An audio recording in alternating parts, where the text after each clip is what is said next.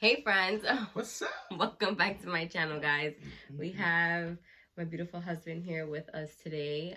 One of the videos that I brought up was hearing the dad's side of labor and delivery, because oftentimes we just focus on the mother that we forget there's a whole other person present in the room.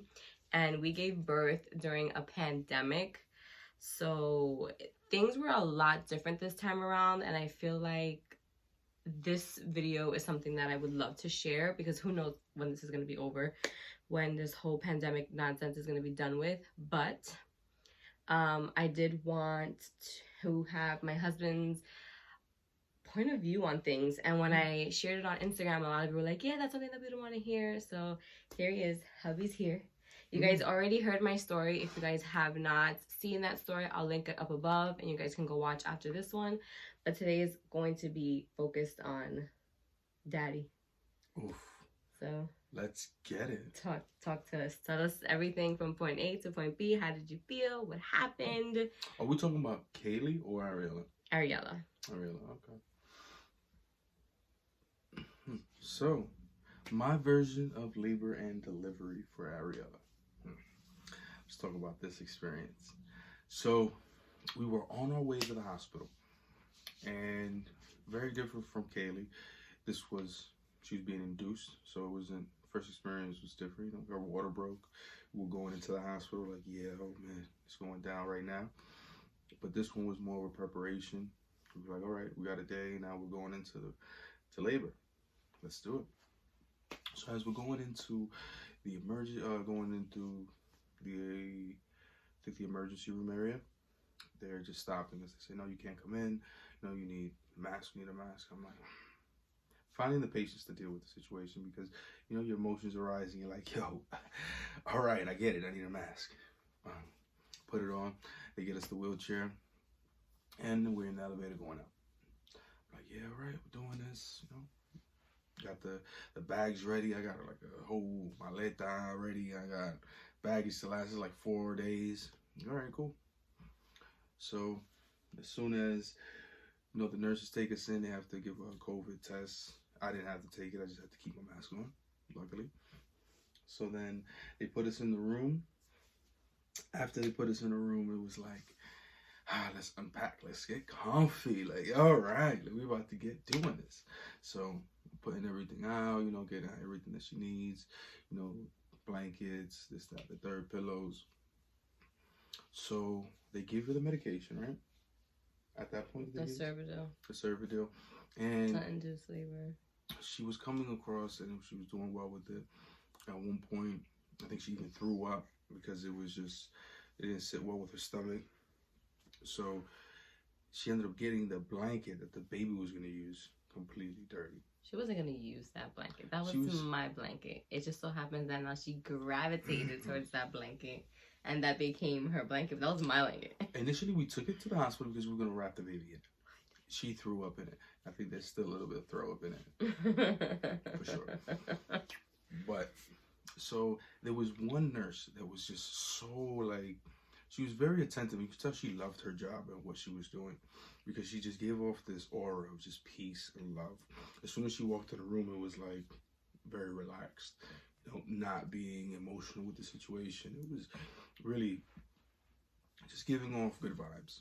And our primary nurse that came in first, it's not that she didn't give off that, it wasn't that she wasn't doing her job correctly. She was doing everything great. But because she didn't meet up to the standard that this other lady just hit, like it was, listen, can you come back over here? Because I want that peace. I want that love. Can you just stay here? It gave it like mommy vibes, like I'm saying, like that motherness it was wholesome.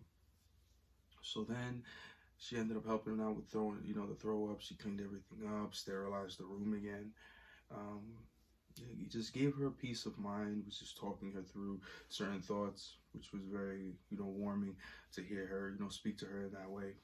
And us not having the supporting family there was like, that was needed. So yeah, so now we got the throw up all cleaned up. And now she's about 10 centimeters dilated. she's in labor, and she asked for the epidural. All right. She's like, yeah, you're gonna get it. Completely her decision. I was whatever she wanted to do at that point. That's her decision. I'm here just to show moral support, be here for whatever she needs. So the anesthesiologist comes in, and she injects her with some numbing agent first to, prepare her for the epidural. When he does that, as he was still in the room, he put it in there seconds after he injected. The baby's heart rate drops from like, to her normal rate is 100. It was like a 60. No, her normal rate was like 160 something. When 160. It goes past 100. When it goes, okay. When it goes past 100, the baby's basically dead, and her heart rate was at 60.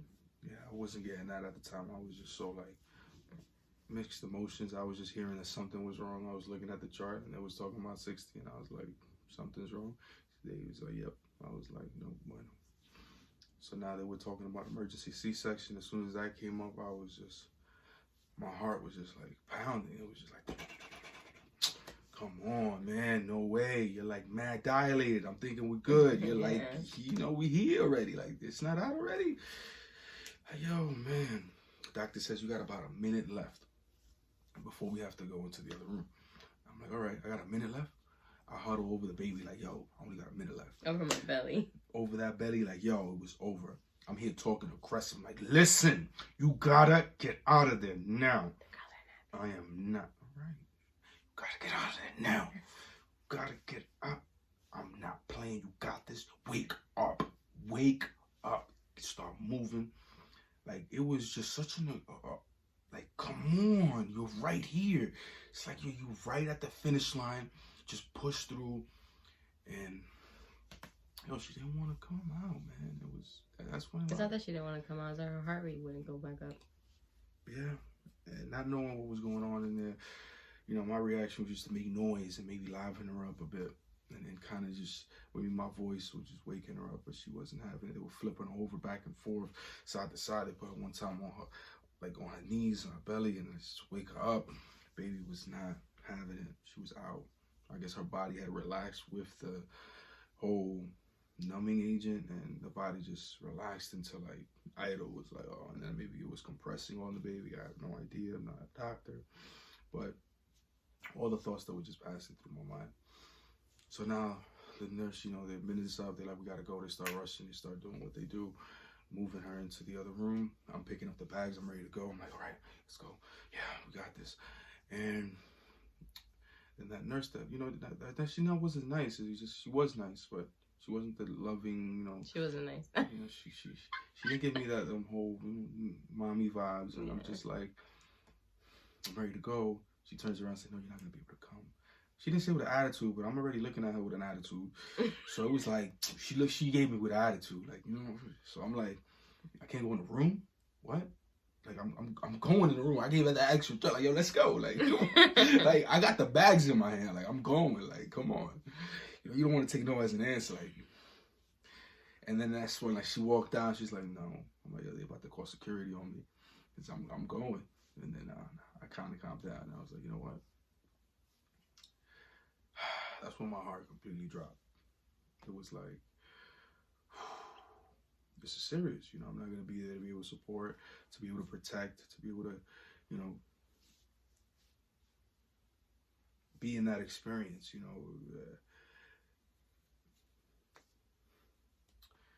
that one was tough. It was tough. That's when it really hit. My heart was like, it was just broken into pieces, honestly, because I was just so, excited. She was 10 centimeters dilated. I'm thinking, we're already here. Oh, we're doing this again. I was excited, seeing the baby. And then for things to just take a toll and a shift in a matter of minutes, it's like, yo, you don't even know how to prepare, how to behave, how to act, how to, it happens. Within the moment, they put me in a waiting area. And I'm like, all right, let's go. I'm here, being patient. I'm praying to God. I'm like, yo, God, just protect her, protect her body, protect her health, protect the baby, that everything comes out all right.